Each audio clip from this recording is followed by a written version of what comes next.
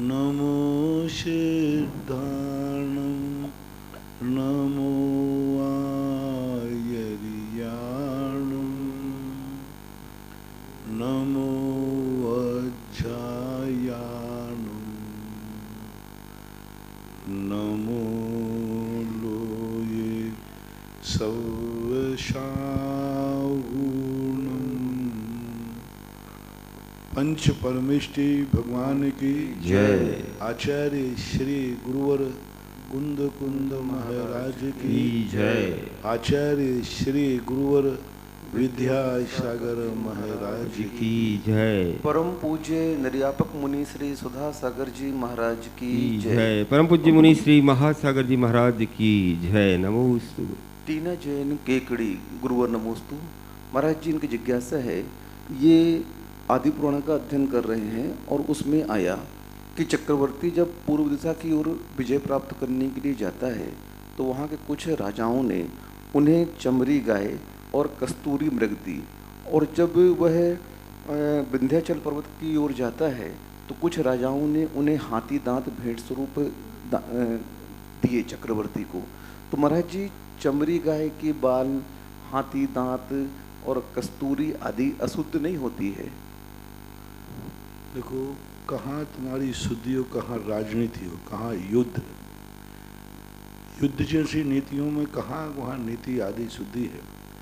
और कस्तूरी जो है वह कोई सेना के काम आती थी। ये चौरी बाल आदि जो है ना, ये सेनाओं में काम आते हैं।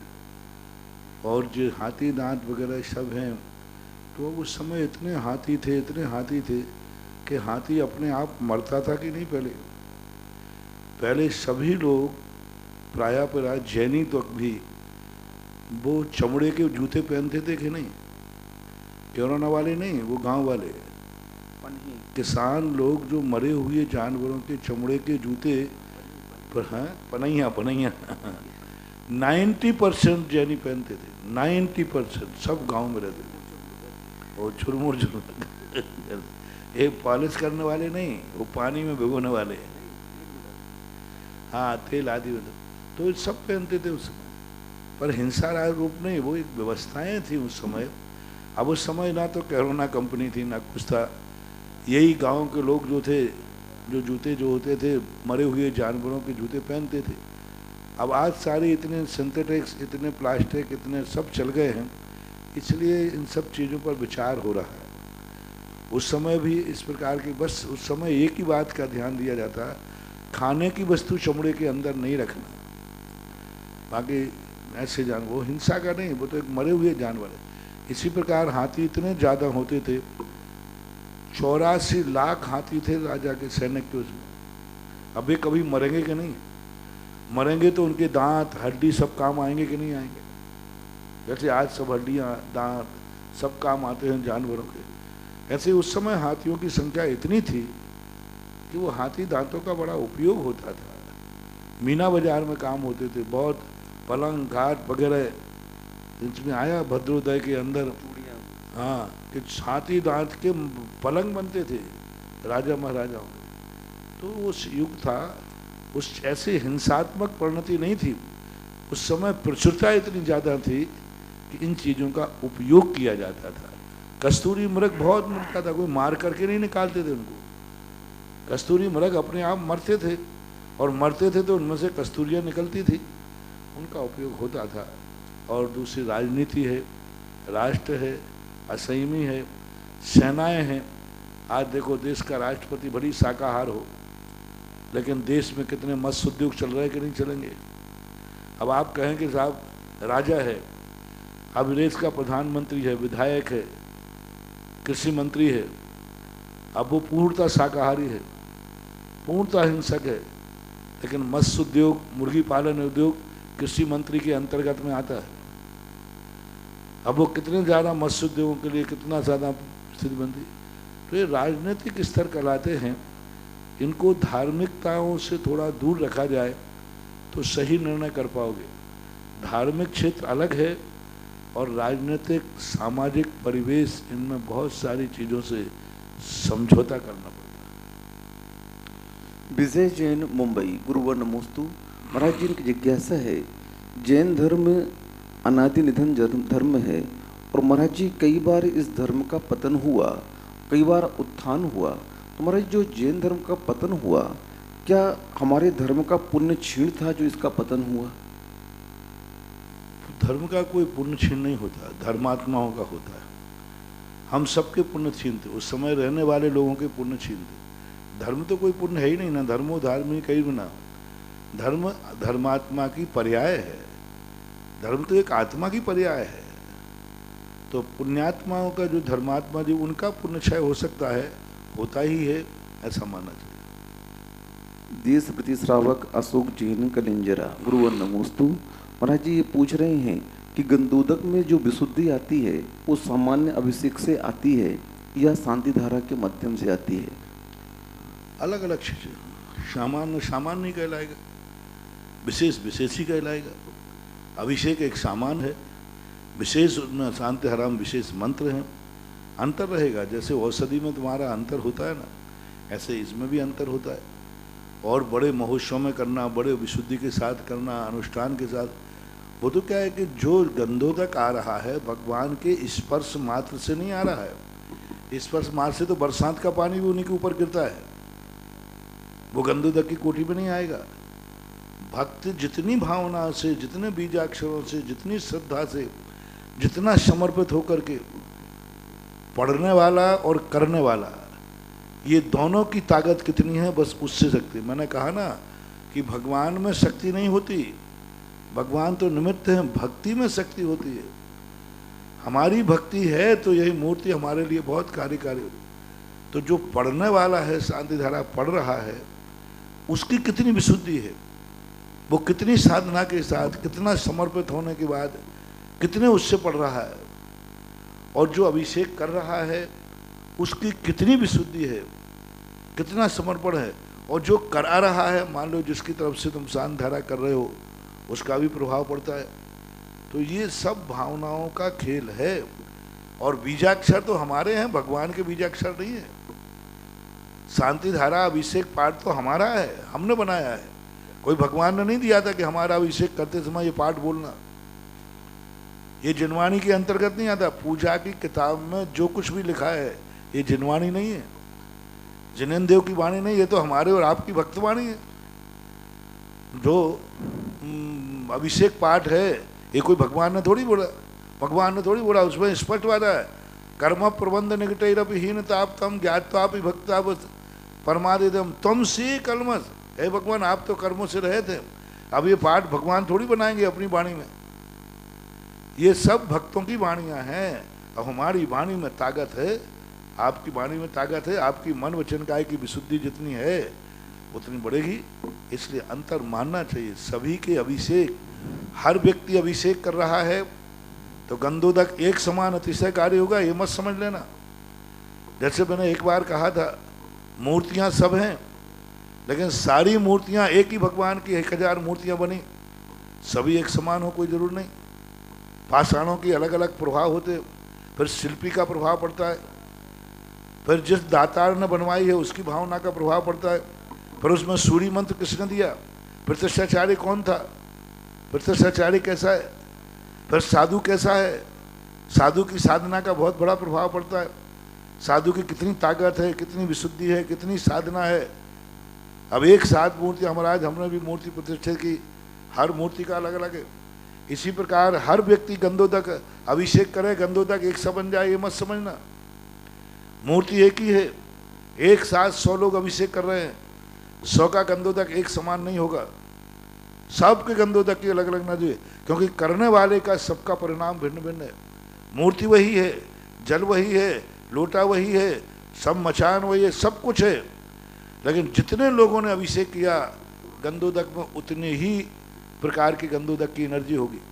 सबने शांति धारा की, 100 लोगों ने शांति धारा की, लेकिन वो शांति धारा गंधोदक सबका एक समान बनेगा ऐसा नहीं, सबके गंधोदक की एनर्जी अलग अलग होगी। क्योंकि जिस भावना से द्रव्य, क्षेत्र, काल, भव और भाव, ये 5 संभायों का एक घेरा है अपने यहाँ। 5 में से एक कम है, द्रव्य कमजोर है, क्षेत्र कमजोर है, काल कमजोर है, कभी भी तुम आगे कर लो। देखो कितनी बड़ी बात, द्रव्य यानी जिसका हम अभिषेक कर रहे हैं वो कैसा है, वो वस्तु कैसी है, वो मूर्ति कैसी है। जिस किसी मूर्ति का, महावीर स्वामी की मूर्ति तो न जाने कितने हैं, आदिनाथ की मूर्ति तो न जाने हर मंदिर में बैठी है।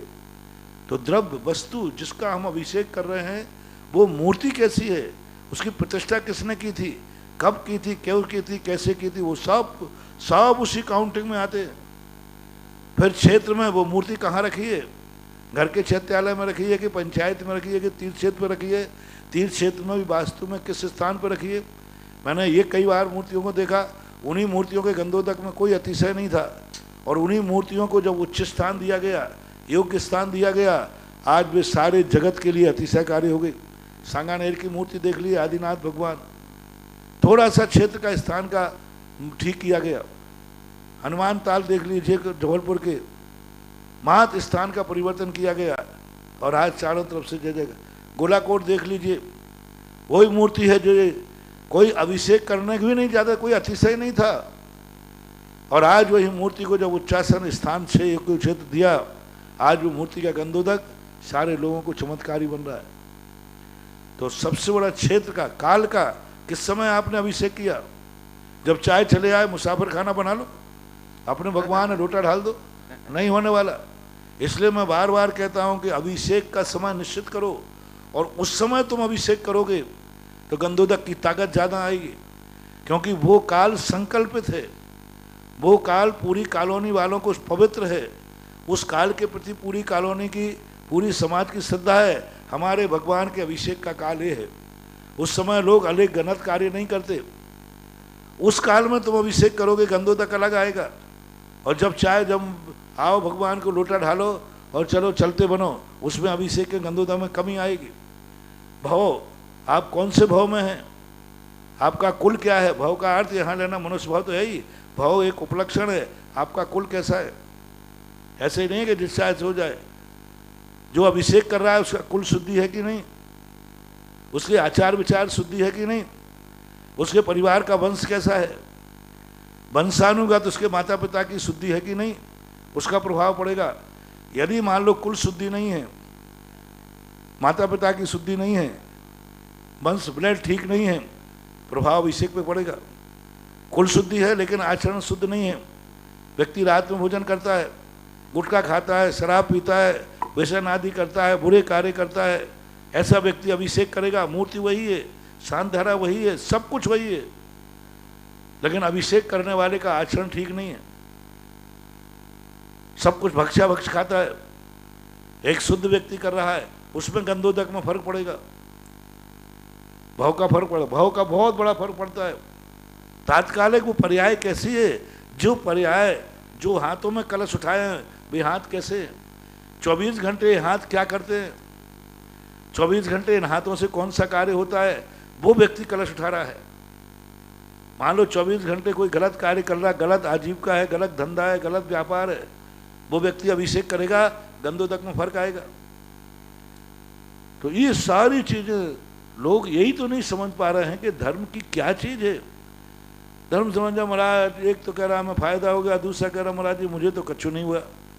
वही मूर्ति का मैंने कहा एक साथ बोली ली, दोनों ने एक साथ बोले थे, दो फूल साथ फूले, किस्मत जुदा जुदा है, एक धूल में पड़ा है और एक शीश पे चढ़ा है।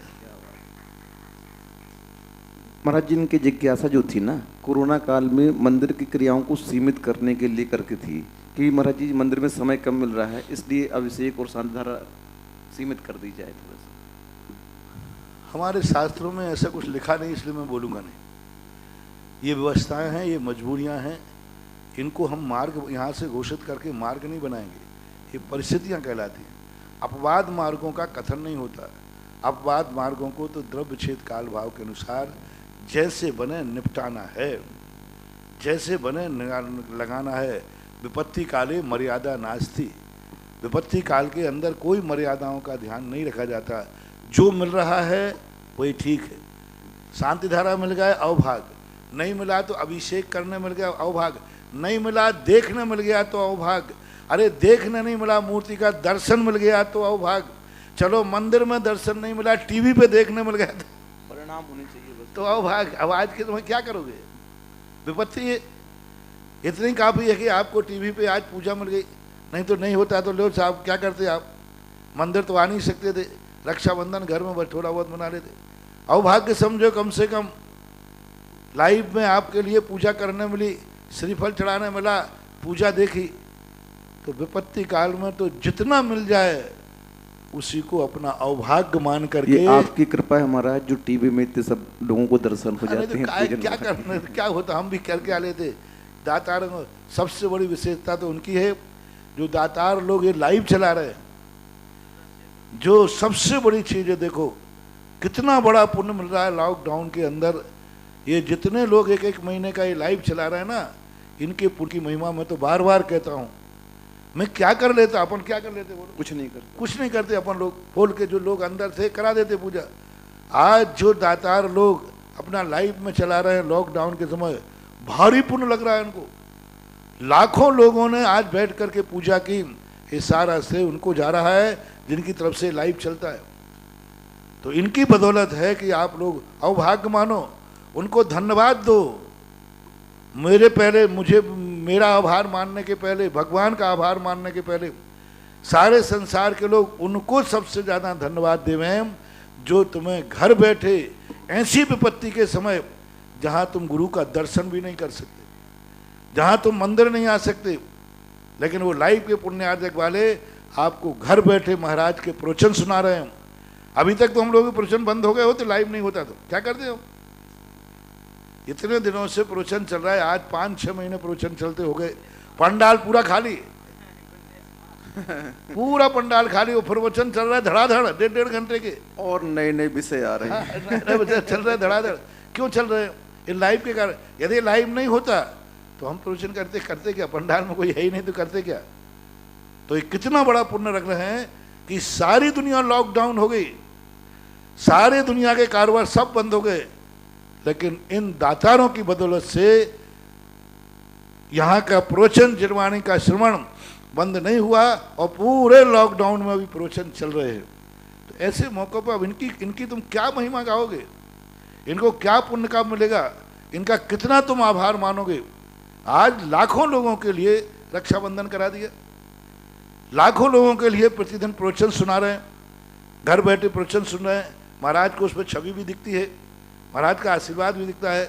तो ये सब कारण बनते हैं महानुभाव इनके लिए। इसलिए विपत्ति काल में तो जो मिल रहा है उसको अभाग्य मान के स्वीकार करो, लेकिन इसको ही मार्ग मान लें। मैंने एक दिन कहा था, आज घरों में पूजा हो रही, बोलो महाराज हम लोगों को रास्ता मिल गया, लॉकडाउन खुलने के बाद मंदिर काय को जाना, अपने घर में ही पूजा करेंगे। नहीं, महान पाप लगेगा, वो बाद में बताऊंगा मैं। यदि लॉकडाउन के बाद जो अपन ने लॉकडाउन में किया है, लॉकडाउन के बाद किया, तो फिर ध्यान रखना सीधी यही क्रिया मिथ्यात्व का कारण बन जाएगी, क्योंकि शक्ति परिस्थिति को देख करके मार्ग बनाया जाता है। ये महाराज का बहुत बड़ा उपकार है आप लोगों के ऊपर कि महाराज ने पूरा श्रेय दानदाता टीवी पुण्यार्श को दे दिया। बड़े लोग ऐसे ही होते हैं।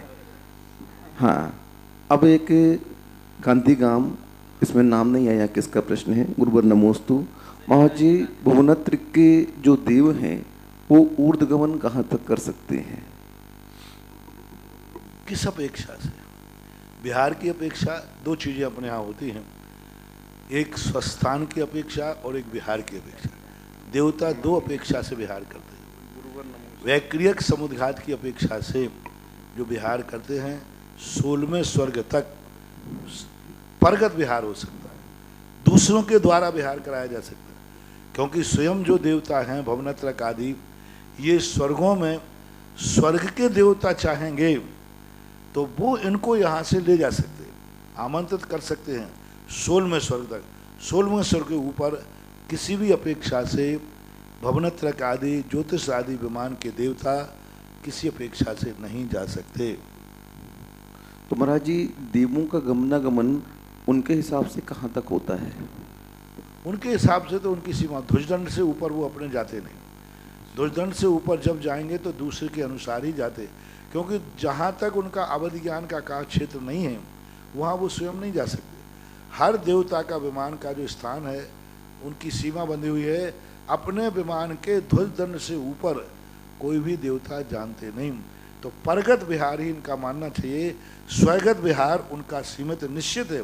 हर देव का क्षेत्र त्रिलोय परिणति आदि में हर देवता का विहार स्वस्थान निश्चित किया गया। फलाना देवता कितने एरिया को पूरता है, फलाना देवता कितने उनके पर्यटक स्थान बने।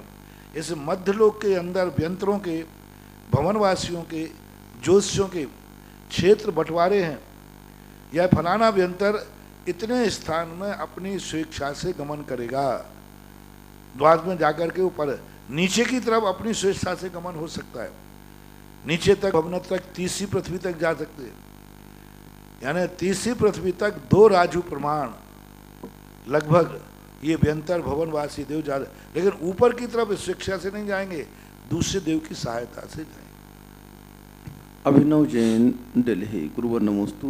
महाराज जी ये कह रहे हैं कि सभी कोई जानता है कि जो कुछ भी विपत्ति हमारे पास में आ रही है सब कर्म के उदय से आ रही है। महाराज जी उस संकट की घड़ी में हम लोग नमस्कार मंत्र पढ़ते हैं, तो उस मंत्र के प्रभाव से हमने देखा कि हमारी वह विपदा बहुत जल्दी दूर हो जाती है। तो महाराज जी उस मंत्र में ऐसी क्या शक्तियाँ होती हैं, क्या रहस्य होता है कि जिनके पढ़ने से सारे संकट टल जाते हैं? नमोकार मंत्र से नहीं टलते, अभिषेक शांति धारा से नहीं टलते, इनसे कर्मों में हेरा फेरी होती है। हमने जैसे नमोकार मंत्र पढ़ा, अशुभ कर्म का उदय चल रहा था, जैसे हमारी विशुद्धि बढ़ी, अशुभ कर्म की शक्ति सूख गई। जैसे कोई वस्तु हरिहरी है, यदि अपन तेज गर्मी हीट कर दें तो जो वस्तु 10 दिन तक हरी रहना थी, हमने उसको हीट दे करके और 1 दिन के अंदर सुखा दिया। तो जब हमने नमोकार मंत्र पढ़ा तो हमारे कर्म जो हमें 10 दिन दुख देते, जैसे ही हमारे नमोकार मंत्र की विशुद्धि की हीट बढ़ी, उनकी अनुभाग शक्ति सूख गई, वो 1 दिन में निकल गया, खत्म हो गया। डायरेक्ट नमोकार मंत्र कोई भी शक्ति, जो कुछ भी सुख दुख मिलता है कर्म से मिलता है। फिर ये निमित्त क्या करते हैं नमोकार मंत्र आदि, ये उस शक्ति को सुखाते, उस शक्ति को हीन करते, उस शक्ति को सड़ाते हैं, समाप्त जला के नष्ट भी कर देते हैं। नमोकार मंत्र पढ़ा, जो कर्म हमारे लिए दुख देने आला बना था उसको नष्ट कर दिया, दुख ही नहीं दे पाया, सत्ताई में मिटा दिया उसको, सत्ताई में परिवर्तन कर दिया उसको, अन्य रूप कर्म रूप परिवर्तन करा दिया, संक्रमण कर दिया विशुद्धि से। और नमोकार मंत्र पढ़ते ही नए कर्म जो बनते हैं वे पावरफुल आ जाते। अभी हमारे पास जो कर्म चल रहे थे वो पावर में थे, अशुभ कर्म, जैसे नमोकार मंत्र पढ़ा, नए कर्म इतने पावरफुल आ गए कि दूसरे कर्म अपने आप भाग गए, अपने आप भाग गए। बड़ा आदमी आते ही, शक्तिमान आते ही शक्तिहीन भाग जाता है। तो नमोकार मंत्र से नए कर्म जो बंधे वो इतने पावरफुल थे कि पुराने कर्मों को अपने आप पीछे हटना पड़ा, और वो पीछे हट करके और प्राप्त हो गए। इसलिए जो भी अपन निमित्त करते हैं, इन सबसे कर्मों में हेरा फेरी होती है और फिर कर्म से ही फल मिलता है। अक्षय पीयूष सिंघई, अमरावती। गुरुवर नमोस्तु। महाराज जी पूछ रहे हैं कि हमारे घर में सूतक लगा हुआ है, तो जो PDF फाइल यहाँ से गई तो उसके माध्यम से हम लोग धर्म ध्यान कर सकते हैं क्या? कोई बाधा नहीं, मोबाइल है, मोबाइल का कोई सुआ सूतक नहीं होता। आदि कुमार बंड, नागपुर। गुरुवर नमोस्तु। महाराज जी सम्यक एकांत क्या होता है? ये मिथ्या दृष्टि को होता है या सम्यक दृष्टि को होता है? सम्यक एकांत समझने का एक सबसे सरल तरीका है, ही लगा दीजिए, आंख ही देखेगी, सम्यक एकांत हो गया। अब अनेकांत बनाओ, इसमें नहीं बनेगा। आंख भी देखती है, बताओ, दोनों वाक्यों में से एक वाक्य को सही करो। आंख भी देखती है, ये अनेकांत है, और आंख ही देखती है, ये एकांत है। दोनों में से सही क्या है? ही महाराज जी, ही। एक तो सम्यक है, कान ही सुनते हैं, सम्यक के कान। इसी प्रकार सम्यक दर्शन ज्ञान चार्य से ही मोक्ष है, बिना दिगंबरत्व के मोक्ष नहीं है। शुद्धोपयोग पूर्वक ही मोक्ष होता है। केवल ज्ञान बने बिना, सर्वज्ञ हुए बिना भगवान नहीं बन सकते। 18 दोषों के रहित ही भगवान बनता है। तो सम्यक एकांत तो सब जगह है। सूर्य निकलने पर ही दिन होता है, रात में दिन नहीं होता है। तो हर चीज के अंदर आप एकांत, हर वस्तु अनेकांतोपनेकांता प्रमाण न साधना। हमारे यहाँ अनेकांत भी अनेकांत है, अनेकांत भी अनेकांत है और अनेकांत भी एकांत है। वस्तु अनेकांतमय ही है। अबे अनेकांत भी एकांत हो गया ही लग गया ना। वस्तु अनेकांतमय ही है, एकांत हो गया। पर्याय दृष्टि से वस्तु अनित्य ही है, द्रव्य दृष्टि से वस्तु नित्य ही है। अब निश्चय नय और व्यवहार नय ये भी अपने आप में एकांत है यदि एक दूसरे को छोड़ दें। निश्चय नय से, पर्याय नय से वस्तु अनित्य है, ये सम्यक एकांत है, ही है, भी मत लगाना, ही है। तो पर्याय अर्थिक न लगाना पड़ेगा। तो सापेक्षवाद जहाँ आ जाता है वहाँ सम्यक एकांत आ जाता है, और सापेक्ष बिना प्रमाण जहाँ आ जाता है वहाँ सम्यक अनेकांत आ जाता है। प्रमाण नय साधना, अनेकांतोपनेकांतः प्रमाण नय साधना। कितनी बड़ी बात पूज्य हरिनाथ भगवान की स्थिति में कहा, बहुत गजब की पंक्ति है। अनेकांतोपनेकांता प्रमाण नय साधना तदेकांतोपचारण्यात, ऐसा उन्होंने कह करके बहुत बड़ी बात।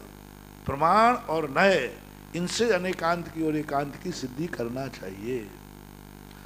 राजेंद्र जैन मेरठ, गुरुवर नमोस्तु। महाराज जी ये पूछ रहे हैं कि हमारे पूज्य कोई मुनिवर हैं और उनकी क्रिया हमें समझ में नहीं आ रही है, तो क्या हम उनसे डायरेक्ट जाकर के कह सकते हैं कुछ भी? आपकी पोजीशन देखें, आप किस पोजीशन में, आपको उनका कितना अधिकार है, कितना वो मानेंगे, कितना नहीं मानेंगे। शक्ति को देखकर, कहीं ऐसा ना हो कि समर्थवान आदमी है, तुम उनको सुधारने का भी तुम्हें अच्छी तरह सुधार दें, तुम्हारी शांति और भंग कर दें। दूसरे को जब ही समझाना चाहिए जब अपनी शांति भंग ना हो। तैरने वाले को कहा गया डूबने वाले को जब ही बचाना जब तुम बच जाओ, क्योंकि डूबने वाला गले पड़ता है। हाँ, अच्छे अच्छे तैराक, हाँ वो ऐसे जोर से, क्योंकि वो तो घबराया हुआ है, पकड़ के गले पकड़ लेता है, अच्छे अच्छे तैराक को ले डूबता है। इसलिए तैरने वालों से कहा जाता है जिसको बचाओ उसके बाल पकड़ो और दूर रखो, उसको पास नहीं आ जाए वो। तो इतनी कला तुम्हारे में हो तो बचाना, नहीं तो अपने आप की सुरक्षा करो। दूसरे को शांति पाने के लिए अपनी शांति भंग करना ये अज्ञानता है। हमारी शांति भंग ना हो और सामने वाले को शांति मिल जाए तो कोई बात नहीं। सबसे पहले देखो स्वयं के लिए तो कोई हानि नहीं होगी। उत्तमा स्वात्म चिंता स्यात् देह चिंता च मध्यमा अधमा काम चिंता स्यात् पर चिंता धमा धमा। सबसे पहले अपनी खुद की चिंता करो कि इसको समझाने पर क्या मेरे लिए तो कोई हानि नहीं हो जाएगी। यदि स्वयं की क्षति होती है तो दूसरे की चिंता मत करो। उत्तमा स्वात्म चिंता स्यात्, अपने आत्मा की चिंता करना चाहिए।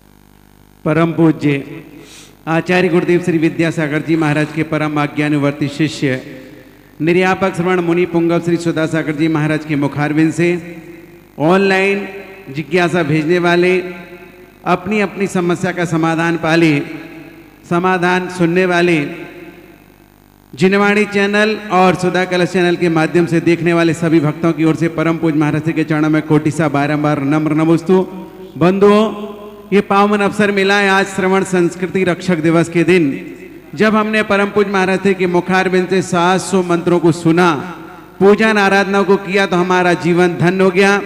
हमें नहीं था पता कि पूजन में इतना विशाल अनुष्ठान होता है। हर वर्ष महाराज श्री के सानिध्य में यह अनुष्ठान ये लगातार दूसरी बार बिजौलिया में हुआ, जबकि पिछले वर्ष लगभग 50,000 श्रीफल चढ़े थे। इस बार 70,000 श्रीफल चढ़ा करके भक्तों ने अपनी भावनाओं को यहाँ पर समर्पित किया है। इसी क्रम में यहाँ पर चलने वाले बड़े बाबा की वेदी के स्वर्ण कार्य के लिए गुप्त दान में एक भक्त ने आज रक्षाबंधन महापर्व श्रवण संस्कृति रक्षक दिवस के पावन अवसर पर 11,000 रुपए की राशि प्रदान की। एक बार जोरदार तालियों के साथ अनुमोदना करें। और असीम कालीन चलने वाले भक्तांबर विधान में बिजौलिया के लिए 3 भक्तों ने 51,000 रुपए की राशि प्रदान की। पहले भक्त हैं सलेख चंद जी, प्रकाशवती, सरिता, श्रेयांश, पुनीत, सारिका, हर्षित, तनिका, ऋषभ जैन, वैशाली, गाजियाबाद, उत्तर प्रदेश। जोरदार तालियों के साथ अनुमोदना करेंगे। द्वितीय भक्त हैं असीमकालीन भक्तांबर के 51,000 रुपए की राशि अरुण कुमार जैन, नीलांजना जैन, इंजीनियर अंकुर जैन, डॉक्टर अंकित जैन, सागर, मध्य प्रदेश। इन्होंने 28 फरवरी को शादी की सालगिरह के उपलक्ष्य में विधान करने की भावना भाई है। ऐसा काम करना चाहिए बंधुओं। तीसरे भक्त हैं 51,000 रुपए की राशि में संयम, दर्शन, कुशाग्र, अंशी, कोपल, ईशी, वेदांश एवं संस परिवार सुसारी, मध्य प्रदेश से। तीनों भक्तों ने असीमकालीन भक्तांबर बिजोलिया के लिए ये भावना प्रेषित की है। दर्शनोदय तीर्थ क्षेत्र थोबंजी के लिए बनने वाले सहसकूट जिनालय में मात्र 1,25,000 रुपए की राशि में एक परिवार प्रदीप कुमार, मनोज कुमार, ब्रह्मचारिणी सुषमा बहन, उनकी मां राजकुमारी जैन, आरोन वालों ने एक सहसकूट जिनालय में प्रतिमा रखने की भावना भाई, क्योंकि आरोन से दर्शनोदय तीर्थ पास पड़ता है। बंधु मैं कहना चाहता हूं गुना अशोकनगर जिला वालों को ये मौका मिला है। बाहर के भक्त आए, इसके पहले हमें अपनी मातृभूमि से जुड़ा हुआ ऐसा तीर्थ क्षेत्र जिसका नाम है दर्शनोदय तीर्थ क्षेत्र, अति प्राचीन पाड़ा साहिब के जमाने के बने हुए विशाल मंदिर, और उस क्षेत्र पर बनने वाले सहसकूट जिनालय में अगर हम प्रतिमा नहीं लेकर पाए तो दुनिया के भक्त ये प्रतिमा विराजमान करके पुण्य कमा सकते हैं। इस क्षेत्र पर चलने वाली गौशाला के लिए भी एक गाय की घोषणा 1,11,000 रुपए में श्रीमती रेखा, वीरेंद्र, आशीष, आरुषि, अंकिता जैन, दिल्ली वालों ने 1,11,000 रुपए से एक गाय यहाँ पर प्रदान की। एक बार जोरदार तालियों के साथ अनुमोदना। दूसरा एक भक्त परिवार, जैसा कि मैंने बताया था आपको कि नंदीसर जिनालय जो इस क्षेत्र पर बनने जा रहा है, मात्र कुछ जिनालय और बचे हैं।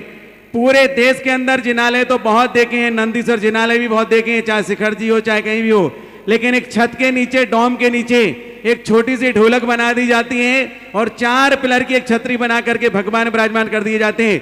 लेकिन ऐसा एक पहला क्षेत्र होगा तपोदय तीर्थ क्षेत्र, जहां पर एक बहुत विशाल मंदिर बन करके एक ढोलक के बड़े आकार के ऊपर जाएंगे और विशाल मंदिर, जिसमें मंदिर के अंदर 4.25 फुट की प्रतिमा होगी। मंदिर में घुसने का बहुत बड़ा प्रवेश द्वार होगा, श्रृंगार चौकी होगी, अंदर जाने की सुविधा होगी, प्रक्षाल करेंगे, पूजन करेंगे, बैठने का स्थान होगा, विधान करने की जगह होगी।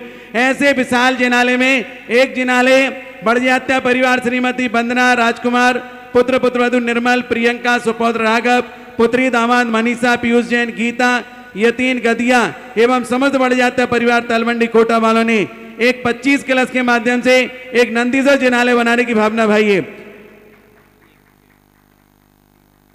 और गौशाला में, जैसा मैंने पहले बताया था, सुबह भी बोला था कि 25 बाई 75 का सेट बनेगा, लेकिन सेट नहीं, टीन सेट भी नहीं, क्योंकि टीन के अंदर अगर गाय रहेगी तो उसे भी गर्मी लगती है जैसे हमको गर्मी लगती है। तो आरसीसी का पूरा एक छत स्लैब डलेगा, पूरा मजबूत होगा और उस पर कालांतर में कोई भवन भी बन सके ऐसी मजबूती के साथ बनाया जाएगा। ऐसे सेट के लिए अगर कोई चाहे तो 10 कलश के माध्यम से मात्र एक सेट की आवश्यकता और है, इसके अलावा कोई आवश्यकता नहीं, क्योंकि उतनी व्यवस्था यहाँ पर सुचारू रूप से चलाने की योजना के लिए आज रक्षाबंधन महापर्व है, श्रवण संत की रक्षा का दिन है। आज के दिन हम गौ रक्षा की भावना के साथ और साधु संतों के पास शुद्ध दूध पहुंच सके, श्रावक के पास शुद्ध घी पहुंच सके, ऐसी भावना के साथ जिसको देना हो अपनी भावना यहाँ प्रेषित कर सकते हैं। और चलते हैं प्रथम जिज्ञासा लेकर के कविता बेलकेरे। मैंने एक बार कहा था, गाय को रखना हो, पशु को रखना हो तो चद्दर सेट के नीचे रखो, लेकिन मैं आशीर्वाद पशु को रखने का नहीं दे रहा हूँ, मैं तो माँ को रखने का आशीर्वाद दे रहा हूँ। माँ कभी चद्दर सेट के नीचे नहीं रहती है, वो तो बढ़िया, जैसे तुम आरसीसी के मकानों में रहते हो ऐसे वो भी बढ़िया आरसीसी एसी पंखे में रहते हैं अपन। हाँ, वो भी, उसको भी एसी पंखा लगेगा, चिंता मत करना जी महाराज। ये दूध देने वाली गायों को तो पंखा क्या, अभी 3 गायों के लिए कूलर लगाना पड़ा। डॉक्टर ने आगे कहा कि साहब इनको कूलर लगाइए, तो कूलर भी लगेगा और एसी लग जाए तो भी कोई बड़ी बात नहीं है। जब तुम्हें एसी लग सकता है तो दूध पिलाने वाली माँ को भी लगना चाहिए, क्योंकि गाय की क्वालिटी महाराज जी बड़े घर की गाय है। हाँ, गिर गाय तो बड़े घर की गाय।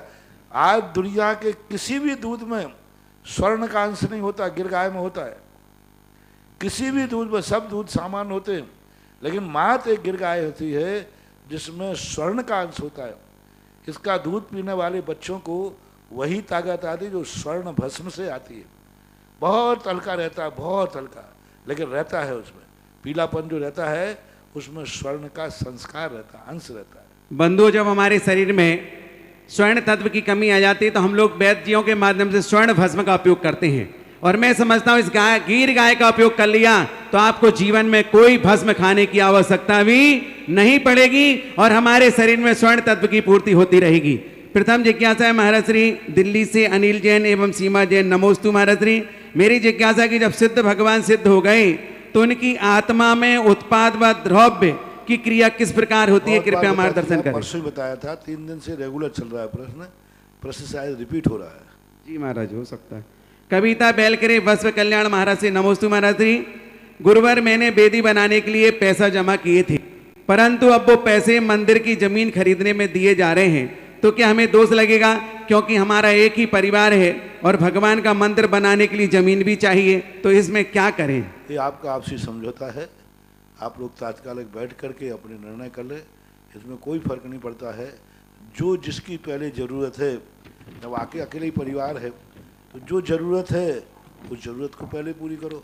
जब ज़मीन ही नहीं आएगी तो वेदी कहाँ से बनाओगे? तो जो ज़रूरत हो उसके अनुसार आप विचार कर लें। अगली जिज्ञासा अनिल पटवारी बिजोलिया। पूज्य गुरुवर नमोस्तु। कार्तिक अनुप्रेक्षा में 60वीं गाथा में शारीरिक दुख से भी मानसिक दुख को बड़ा माना है, इसका क्या कारण है? कृपया समाधान देकर अनुग्रहित करें। ये तो देखने में भी आ रहा है, शारीरिक दुख में फिर भी नींद आ जाती है, मानसिक टेंशन हो तो रात में नींद ही नहीं आती। शरीर स्वस्थ है, सब कुछ है, मन में कोई टेंशन हो जाए तो मानसिक दुख तो बहुत ज़्यादा। शारीरिक दुख व्यक्ति को बहुत कम होते हैं, बहुत कम होते हैं, बहुत कम होते हैं। मानसिक दुख तो 24 घंटे चलते ही रहता है। किसी ने कुछ देख कह दिया, मानसिक दुख। किसी को कुछ अपन ने देख लिया दुश्मन के बाद, मानसिक दुख। मानसिक दुख की तो कोई सीमा है ही नहीं। यहाँ तक कि मानसिक सुख देवताओं में भी होता है। देवताओं में शारीरिक दुख नहीं होता, लेकिन मानसिक दुख इतना ज़्यादा होता है, बहुत ज़्यादा। एक दूसरे के प्रति मानसिक रूप से देश भाव रखते हैं, ठीक है। एक और जिज्ञासा, अगली जिज्ञासा करता है अमोलक चंद जी गोदा मांडलगढ़। मेरे आराध्य गुरुवर के पावन चरणों में 7 बार नमन, पूरे परिवार का नमन। गुरुदेव, मैंने 16 कारण पर्व के व्रत एक वर्ष में तीनों पर्व के नियम लिए थे, तीनों बेला में नियम लिए थे। विगत चैत मास के पर्व में लॉकडाउन के चलते व्रतों में कुछ त्रुटि, कुएं का पानी व दीप दर्शन का न मिलना हो गई। गुरुदेव, जिज्ञासा है कि मेरा व्रत भंग माना जाएगा? अगर व्रत भंग हुआ तो प्रायश्चित दिलावे व पुनः मार्गदर्शन देवे कि मुझे आगे क्या करना चाहिए। इस परिस्थितियों में यदि आपने एक आसन वगैरह किए हैं, अब लॉकडाउन में नहीं निकल पाए, तो आपका बराबर आपका व्रत माना जाएगा। जो सामान्य अतिचार लगा है, ये जब अनुकूलता बन जाएगी तब प्रत्यक्ष रूप में अल्प प्रायश्चित, क्योंकि तुमने प्रमाद नहीं किया है, मजबूर हुए हो प्रकृति से। एक तो प्रमाद पूर्वक दोष लगना और एक मजबूरी में दोष लगना। मजबूरी के लगे हुए दोष में बहुत अल्प प्रायश्चित होता है, आलोचना ही प्रायश्चित होता है। हमने एक्सेप्ट कर लिया कि ये दोष है, यही काफ़ी होता है, क्योंकि मजबूरी है। आपका व्रत माना जाएगा, आप व्रत को चालू रखें। अगली जिज्ञासा रिकॉर्डिंग के माध्यम से। नमोस्तु महाराज जी, मेरा नाम आराम है और मेरा प्रश्न ये है कि जब तीर्थंकर मोक्ष जाने से पहले अपने 8 कर्मों को नष्ट करते हैं, तो उसमें वो वेदनिक कर्म को भी नष्ट करते हैं, जो उनको सुख, जो हमको सुख देता है। तो मोक्ष जाने के बाद उनको उस मोक्ष में सुख कैसे मिलता है? वेदनिक कर्म हमें सुख नहीं देता, दवाई देता है। अब तुम दवाई को सुख मानो तो कोई व्यक्ति जो बीमार होता है ना, तो उसको दवाई मिल जाए तो वो कहता है इस दवाई से मुझे बड़ा आराम मिला, बड़ा सुख मिला। अरे भाई, उसने सुख नहीं दिया, वो तो बीमारी को कम किया है।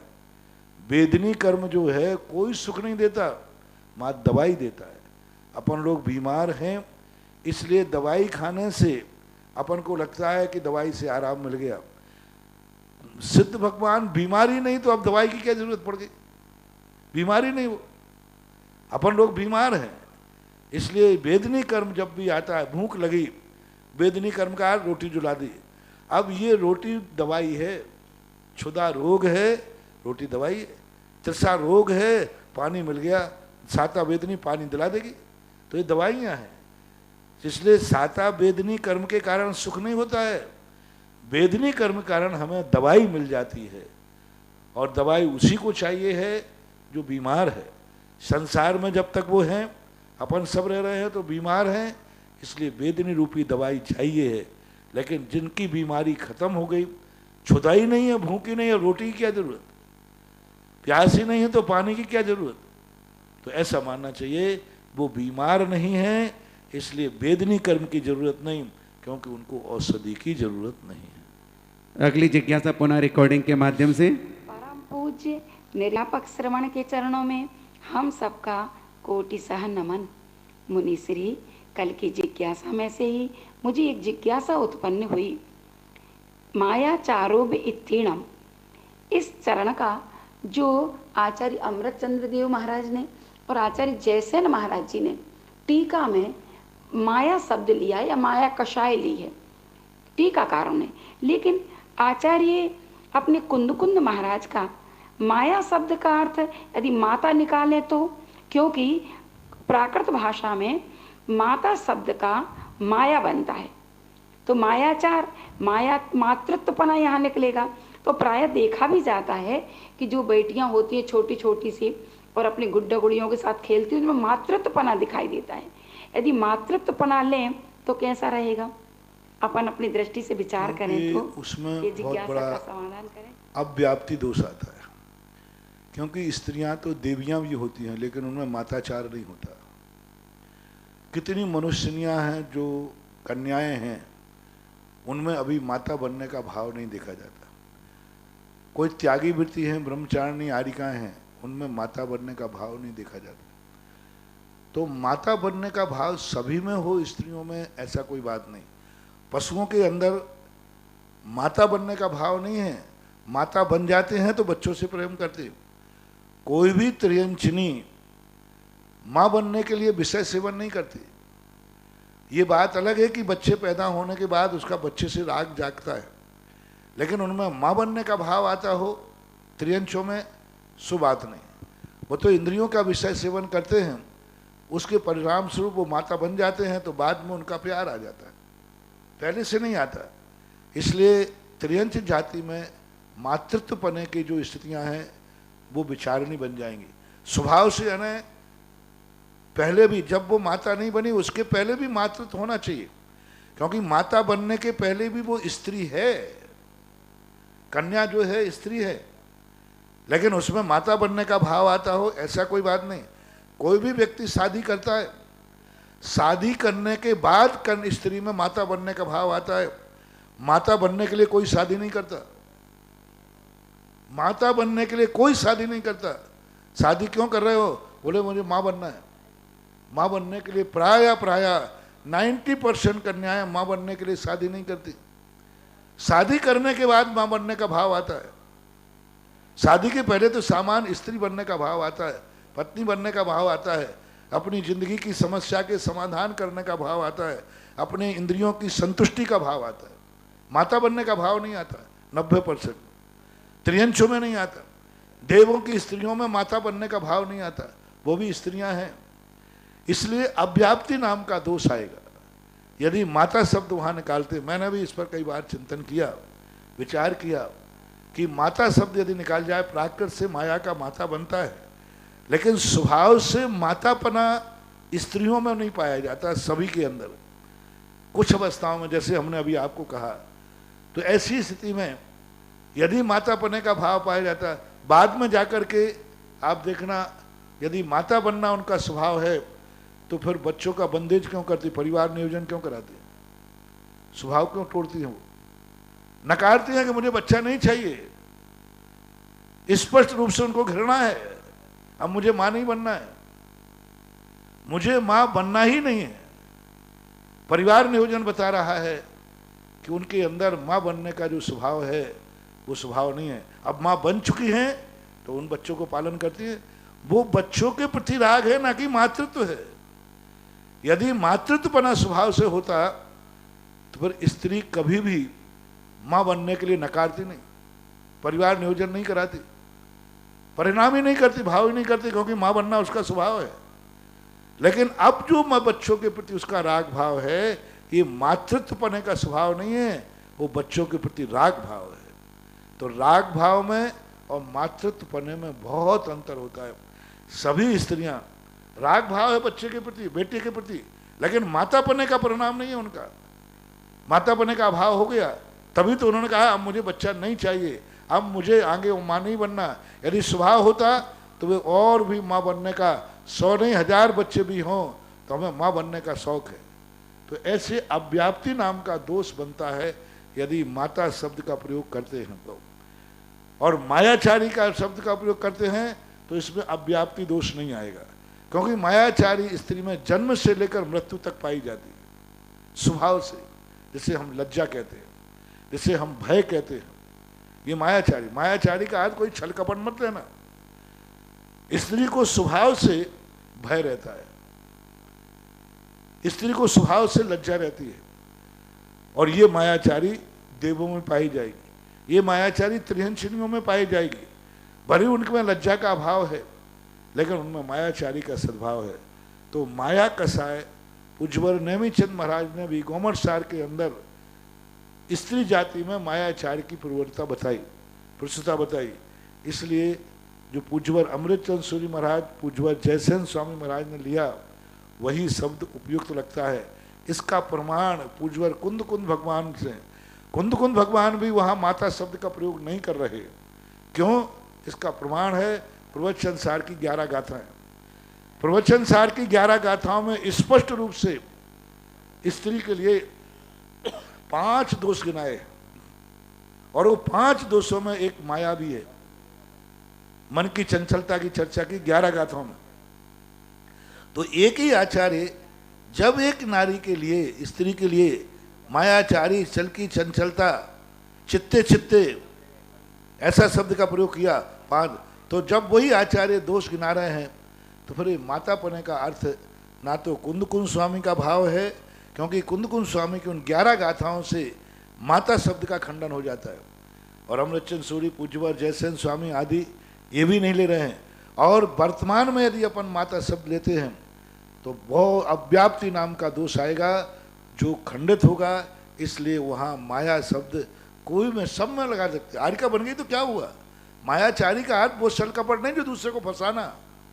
शकुनी मामा की मायाचारी नहीं, मायाचारी स्वभाव से अर्थ है उस मायाचारी के बिना स्त्री पर्याय है ही नहीं सकती, हो ही नहीं सकती। अब ऐसी मायाचारी लोग, मायाचारी को स्वभाव कहा उन्होंने, ऐसी मायाचारी जिसके बिना स्त्री पर्याय हो ही नहीं सकती, स्पष्ट रूप से नहीं हो सकती। मायाचारी आरिका है, उसको अपने शरीर को ढांकने का भाव आएगा कि नहीं? लज्जा है, यही तो मायाचारी है, ये स्वभाव है उसका। इसको छल कपट मत माने। स्त्रियां लोग सोचती हैं महाराज जी हम लोगों को छली कपटी कह दिया। नहीं, छली कपटी नहीं कहा है। इस पर्याय के जो श्रृंगार है, यूं कहना चाहिए स्त्री पर्याय की मायाचारी श्रृंगार है। जिस दिन स्त्री में मायाचारी नहीं रहेगी वो निर्लज्ज हो जाएगी, स्वच्छंद हो जाएगी, विवेकहीन हो जाएगी, स्त्री पर्याय उसकी समाप्त हो जाएगी। यानी मायाचारी स्त्री का श्रृंगार है, स्त्री का गुण है, स्त्री की रक्षा है, और इस स्वभाव स्त्री पर्याय का एक कहना चाहिए बहुत बड़ा गुण है। इसलिए मायाचारी को कुंद स्वामी ये कह करके निंदा कर रहे हो कि स्त्रियां छली कपटी होती हैं, क्योंकि उनको भी ये भी मालूम है कि आरिका भी स्त्री है। फिर क्या आरिका को छली कपटी कहेंगे? पंचम गुण स्थान है, नहीं। वहां उन्होंने कहा कि स्त्री पर्याय का स्वभाव ही है ऐसा, उसके बिना स्त्री पर्याय की रक्षा नहीं हो सकती। मायाचारी के बिना, लज्जा के बिना स्त्री पर्याय अपने पूरी रक्षा नहीं कर सकती। तो इसको बुरा ना माने, पर मायाचारी का अर्थ मायाचारी ही ले। हमने परस्पर में अव्याप्ति दोष को लेकर के स्पष्ट कर दिया। कई लोग महाराज श्री माताजियों को माँ शब्द कह देते हैं, जबकि आरिका को माँ कहना। अब देखो ये सब व्यवहारिक बातें हैं। आगम में तो ऐसा लिखा नहीं, आगम में तो माता शब्द भी नहीं आया, माताजी शब्द भी नहीं आया। मैंने पूरे शास्त्रों में आरिकाओं को देखा, आदरणी कहा, पूजनी कहा, वंदनी कहा, सब कहा, लेकिन ये माताजी शब्द कब से जुड़ा है आरिका के साथ? गुरु माँ, गुरु माँ नहीं, माताजी पहले तो माताजी शब्द कहूँ मैं, पहले ये माता शब्द कब से जुड़ना शुरू हुआ है? हमें किसी भी पूरे शास्त्रों में सैकड़ों आरिकाओं के नाम आए, लेकिन मूल में माता शब्द जुड़ा हुआ नहीं पाया गया। दूसरी बात, अब एक नया प्रचलन चल गया है। चलो ये परंपरा पूज्यवर शांति सागर महाराज के बाद जब से जैसी चल रही, अब गुरु के साथ माँ शब्द जोड़ने लगे, जो लोक व्यवहार में प्रयोग होता है। तो अब एक शब्द, अब तो पहले ही माँ को जोड़ने लगे। तो ये शब्द जो अब समय के अनुसार अंधी श्रद्धा होती है, श्रद्धा कई बार ऐसी हो जाती है। कई लोग आजकल कहने लगे आर्यकाएं महाराजों को अपना भैया मानती है, हमारे भाई है। अरे भाई कहाँ, तुम्हारा पूज्य गुरु है। आर्यका के लिए कितनी बड़ी बात है, भाई तो बराबरी का होता है। और गुरु तो साधु परमेष्ठी है, पूजनीय है, गुरु की कोटि में आता है। 100 साल पुरानी आर्यका भी आज का दीक्षित मुनिराज के लिए 100 साल पुरानी आर्यका भी वंदना करेगी, गुरु मान के वंदना करेगी। ये संसार के भाईचारे आदि संबंध लगाना ये मेरी दृष्टि से उचित नहीं है इनके लिए, क्योंकि आर्यका भी क्यों ना हो, भाई नहीं हो सकता मुनि महाराज, उनका भाई नहीं हो सकता, वो गुरु है, मुनि है। हमारे यहाँ गुरु कौन होते? 3 गुरु होते, आचार्य, उपाध्याय और साधु। समंत भद्र महाराज ने तो स्पष्ट गुरु की परिभाषा ही बनाई। उन्होंने कोई आचार्य, उपाध्याय, साधु का भेद नहीं किया। आगे जाकर के बस एक दीक्षा गुरु होते हैं और एक आराध्य गुरु होते हैं, 2 गुरु होते हैं, एक दीक्षा गुरु और एक आराध्य गुरु। जो साधु हैं, उपाध्याय हैं, आराध्य गुरु में आएंगे। दीक्षा देने वाला दीक्षा गुरु, प्रवचन सार की 4 चूलका के अंदर कहा, दीक्षा देने वाला दीक्षा गुरु। शेष जो सच्चे मुनिराज हैं, संघ के भी साधु हैं। ध्यान रखना, सभी लोग इस बात को, बहुत बड़ी बात की भूल होती है। आर्यका हो, ब्रह्मचारिणी हो, क्षुल्लक हो, कोई भी हो, यदि एक गुरु के दीक्षित भी हैं तो आचार्य महाराज जो हैं वो दीक्षा गुरु कहलाएंगे। शेष मुनिराज क्षुल्लकों को, आर्यकाओं को आराध्य गुरु कहलाएंगे, क्योंकि 5 गुरु होते हैं। पंच परमेष्ठी गुरु के अंतर्गत आते, साधु गुरु के अंदर आता है। गुरु को भाई कहने का तुम्हें क्या अधिकार है? गुरु को भाई बनाना बहुत बड़ा दोष है, बहुत बड़ा दोष है। गुरु कहाँ पूजनीय होता है? गुरु का पद पिता तुल्य होता है और तुम उसको पिता को भाई बना रहे हो। तो ये वर्तमान की ऐसी परंपराएं चल गई हैं, गुरु भाई गुरु। अरे गुरु तो गुरु ही है। बस ये कह सकते हैं ये साधु जितने हमारे संघ के मुनिराज हैं, ये हमारे आराध्य गुरु हैं। दीक्षा गुरु कौन है? जिन्होंने हमारे लिए दीक्षा दी है।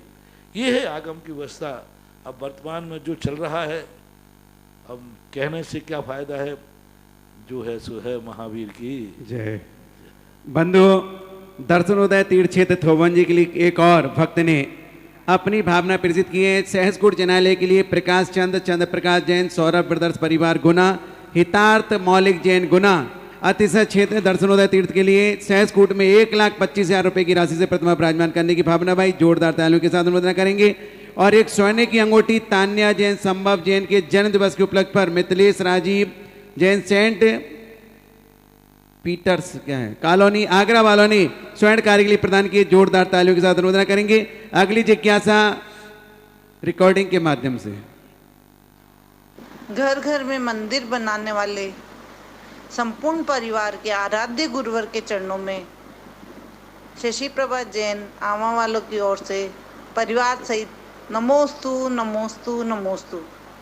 महाराज श्री, एक समय वह था जबकि हम घर में कोई भी पाठ या माला कर देते तो हमारा मन नहीं लगता था, और आज ये स्थिति है कि मंदिर से भी अधिक घर में पूजा पाठ आदि करने में आनंद आने लगा है। और आज पूजा करके तो हमें बहुत ही आनंद आया आपके सानिध्य में। ऐसा लग रहा था कि हम साक्षात आपके सामने ही हैं। महाराज श्री, मेरा प्रश्न यह है कि क्या घर में पूजा करने से और जो भाव ऐसे बने हुए हैं हमारे, शुद्ध भाव से पूजा होती है, तो क्या हमें उतना ही पुण्य का बंध होता है जितना कि मंदिर में? तुम्हारे घर में मन नहीं लग रहा है, अभाव में वस्तु की कीमत होती है। मंदिर जाने नहीं मिल रहा है, सो ऐसा लग रहा है। अभाव में बहुत विशुद्धि बढ़ती है। सम्मेद शिखर की वंदना करने के जाते समय कितने भाव रहते हैं और वहां पहुंचने के बाद भागने के भाव होते हैं। जाते हैं तो बड़े भाव से टोंक पे जाऊंगा, कौन थे नाथ भगवान टोंक पे जाऊंगा, और टोंक पर पहुंचते ही सोचते जल्दी चलो, यूं पटका और ये भागे। तो ये अभाव का चमत्कार है कि आज तुम्हें तरस गए, जिन मंदिरों में हम बुलाते थे, आते थे आओ, आज उन मंदिरों में तुम दर्शन नहीं कर पा रहे हो, तो उस अभाव के कारण से विशुद्धि बढ़ रही है। ये विशुद्धि को ऐसा मानना चाहिए। अगली जिज्ञासा। अभी आपको जो माताजी शब्द की पावर आया, एक बात और ध्यान में आई। आचार्य श्री को हमने गौर से देखा, जब सबसे पहले सन 1988-86 में आर्य का दीक्षा हुई थी, 11 आर्य का दीक्षा, आचार्य श्री जब नाम रख रहे थे, आचार्य श्री ने कभी अपने मुंह से माता शब्द नहीं बोला, सीधा बोला था इनका नाम गुरुमती, इनका नाम दृढ़मती, इनका नाम मृदुमती, इनका नाम ऋजुमती, इनका नाम तपोमती, इनका नाम जिनमती, इनका नाम उज्ज्वलमती, इनका नाम पावनमती। ऐसे 11 हुई थी, एक आज छूट गई हो तो मुझे पता नहीं है। पुरानी आर्यिकाओं के तो 11 के नाम मुझे पता है। सत्यमती है, एक और भी है। तो इनके नाम आचार्य श्री ने मती बोला था। माता शब्द का प्रयोग मेरी दृष्टि से कभी आचार्य श्री ने नामकरण भी माता नहीं किया। आचार्य श्री ने मैं यही कहा फलानी मती, फलानी मती, मती शब्द तक ही नाम रखा। क्यों? जब आर्यिकाओं को माता लगाते हो तो फिर मनुराजों को पिता लगाओ। अरे कुछ तो लगाओगे थोड़ी। यहाँ तो आचार्य श्री ने जो नाम रखा है वही है, ओरिजिनल नाम है समय सागर जी, समय सागर पिताजी। ऐसा कहते क्या? कोई नहीं कहता। समय सागर जी, योग सागर जी, नियम सागर जी, आदि आदि जो भी हैं, सबके साथ जो नाम महाराज ने वही चल रहा है। आर्यिकाओं के साथ भी आचार्य श्री ने मात इतनी शब्द दिया था, फलानी मती, बस। माता शब्द आचार्य श्री ने नहीं दिया, नामकरण भी नहीं दिया। ये तो रोक रूढ़ी में माता शब्द लग गया। किसी दीक्षा वाले में दीक्षा में दिया हो तो मुझे पता नहीं। मात इतने शब्द आचार्य श्री बोलते हैं, फलानी मती, बस दीक्षा में इतना ही। सबके पास रिकॉर्ड है, आप देख लेना। अब ये माता शब्द, जब गुरु ने माता शब्द हम लोगों को ओरिजिनल नाम दिया, उसके साथ कुछ आगे पीछे, अब आप लोगों के जब आचार्य श्री ने मती शब्द नाम दिया था तो ये माता शब्द कहाँ से लग गया? परंपरा से, रूढ़ी से, सबके साथ लगा दिया। तो लगा दो, कोई ऐतराज भी नहीं है, लेकिन बात की बात कह रहा हूँ, इसलिए ऐसा मानना चाहिए। अगली जिज्ञासा श्रीमती दीपिका गदिया अजमेर। नमोस्तु गुरुदेव। मेरी जिज्ञासा है, कल से 16 कारण पर्व चालू हो रहे हैं, तो 16 कारण पर्व वास्तव में 16 दिन के मानने या 32 दिन का जैसा अपन मानते हैं भादवा, और उसमें सब भक्तियाँ आती है, अरहंत भक्ति, बहुशुद्ध भक्ति आदि सभी भक्तियाँ आती, लेकिन सिद्ध भक्ति का नाम नहीं आता। तो क्या सिद्ध भक्ति तीर्थंकर प्रकृति के बंध में कारण नहीं है? पहली बात, 16 कारण भावन 32 दिन की बनाए गए, कोई लॉजिक तो किसी शास्त्र में देखने को मिला नहीं कि क्या कारण। मुझे तो यही लगता है कि पंचम काल है, 32 दिन 16 दिन के एक साथ उपवास करना आयु कर्म की उदीर्णा हो सकती है। कई लोगों ने 16 उपवास 32 उपवास किए, प्राणघात भी हुए। तो आयु कर्म की उदीर्णा ना हो जाए, इसलिए शायद ये 32 दिन में एक आहार एक उपवास की व्यवस्था बनाने के लिए ये 32 को प्रसंग रखा हो, और कोई दूसरा कारण नजर नहीं आता। अभी जब ये चर्चा आई थी तो 32 दिन के हमने जो विधान की भूमिका बना करके 16 कारण के 16 मंत्र, और बीच के खाली दिन आप लोग क्या करें, तो उसमें की एक व्यवस्था बनाने की स्थिति चल रही है। देखो अब कब कैसा बन पाता है। ये तो इस प्रकार से इसका कोई विशेष कारण तो नजर में आता नहीं, देखने में नहीं आ रहा। दूसरा क्या? सिद्ध भक्ति। सिद्ध भक्ति तीर्थंकर प्रकृति के बंध का कारण इसलिए नहीं है क्योंकि तीर्थंकर प्रकृति की वो निर्वृत्ति मार्ग है, उसमें ना तो मार्ग की प्रभावना का बात आती है और ना ही धर्म के प्रचार की बात आती है। सिद्ध भक्ति से तो संसार नाश होता है। तीर्थंकर प्रकृति संसार को संभालती है और सिद्ध भगवान की भक्ति संसार का नाश करती है, संसार को मिटा देती, संसार खत्म करके सिद्धालय में भेजती है। और तीर्थंकर प्रकृति वैभव देती है, समोषण देती है, प्रोचन देती है, यानी इस संसार को संभालना, व्यवस्थित करना अरहंत भगवान का काम है। और सिद्ध भगवान कहते हैं क्या तुम संसार को संभालने में लगे हो, सब छोड़ो और मोक्ष की तरफ पधारो। इसलिए सिद्ध भगवान की भक्ति को तीर्थंकर प्रकृति के बंध में कारण नहीं होते। लेकिन महाराज जी लक्ष्य तो यही होता है ना कि भाई सिद्ध भगवान की भक्ति करने से सिद्ध पद को प्राप्ति होगी। नहीं तो सिद्ध भगवान की तीर्थंकर प्रकृति जरूरी नहीं सिद्ध बनने के लिए। सिद्ध तीर्थंकर प्रकृति के बिना यदि सिद्ध नहीं बनते तो फिर सिद्ध भगवान होते। जिनका सिद्ध बनने का लक्ष्य होता है वे तीर्थंकर प्रकृति के चक्कर में नहीं पड़ते, वो तो सीधे अरहंत बन के सिद्ध बनते हैं। अरहंत बन के जो सिद्ध बनते हैं ये तीर्थंकर प्रकृति तो उनके वो चक्कर में पड़ते हैं जिन्हें कहते हैं कि नहीं मेरे ही कल्याण नहीं हो, सबका कल्याण हो।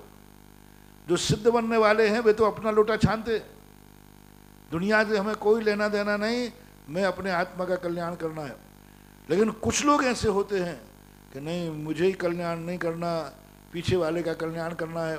ऐसे आप लोग हो कि आप लोगों को अपनी चिंता नहीं होती, परिवार की होती, बच्चों की होती।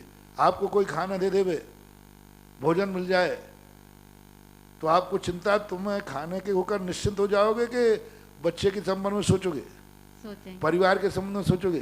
तो ऐसे कुछ लोग होते महामना जो कहते नहीं मुझे ही मोक्ष नहीं चाहिए, सबका कल्याण हो, सबको मोक्ष हो। तो ऐसे जो भाव करते हैं वे तीर्थंकर प्रकृति का बंद करते हैं। और तीर्थंकर प्रकृति को सिद्ध बनने में कोई कारण नहीं। 608 जीव 6 महीने 8 समय में जाते हैं, कोई दुनिया से लेना देना नहीं, सीधे अरहंत बने, सिद्ध बन गए। इसलिए सिद्ध भक्ति तीर्थंकर प्रकृति के बंध का कारण नहीं है। बोलिए परम पूज्य निर्यापक श्रवण मुनि पुंगव श्री सुधासागर जी महाराज की जय। आज की जिज्ञासा समाधान का समय ये समाप्त हुआ। जिनवाणी की